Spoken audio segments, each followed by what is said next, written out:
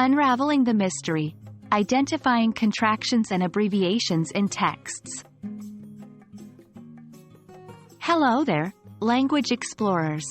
In today's episode, we're delving into a rather interesting aspect of the English language, contractions and abbreviations.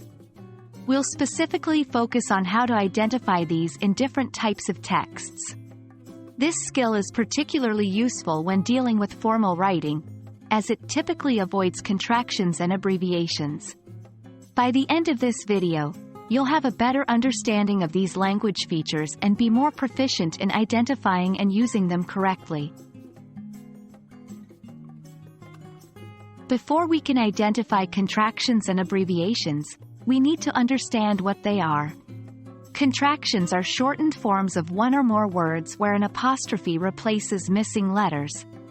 They're commonly used in informal writing and speech. Examples include can't, for, cannot, you're, for, you are, and he'll, for, he will. Abbreviations, on the other hand, are a shortened form of a word or phrase. They may consist of the first few letters of the word or the first letter of each word in a phrase. For example, Mr. is an abbreviation for Mr., and UK is an abbreviation for United Kingdom. How do we identify contractions in a text? The most straightforward way is to look for words with an apostrophe. But remember, not all words with an apostrophe are contractions, as the apostrophe can also indicate possession. For example, in John's book, the apostrophe signifies that the book belongs to John. Let's consider a sentence, "It's a beautiful day, isn't it?" In this sentence, "it's" is a contraction of "it is," and "isn't" is a contraction of "is not."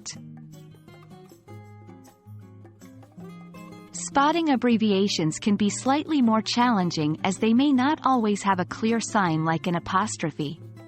However, there are a few things you can look for. 1. Periods.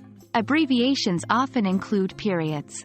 For example, drive, for doctor, etc.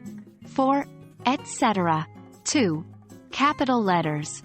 In many cases, abbreviations are written in capital letters, especially when they consist of the initial letters of multiple words, like NASA, for National Aeronautics and Space Administration. Let's consider a sentence, "Mr. Smith works for the UN in NYC." In this sentence, Mr. is an abbreviation for Mr. UN, for United Nations, and NYC, for New York City. So there you have it, folks. That's your quick guide to identifying contractions and abbreviations in English texts. Remember to always consider the context because this can often give you clues about whether a word is a contraction or an abbreviation. And of course, with more practice, identifying these will become second nature to you. Keep exploring and enhancing your English language skills, and I'll see you in our next video.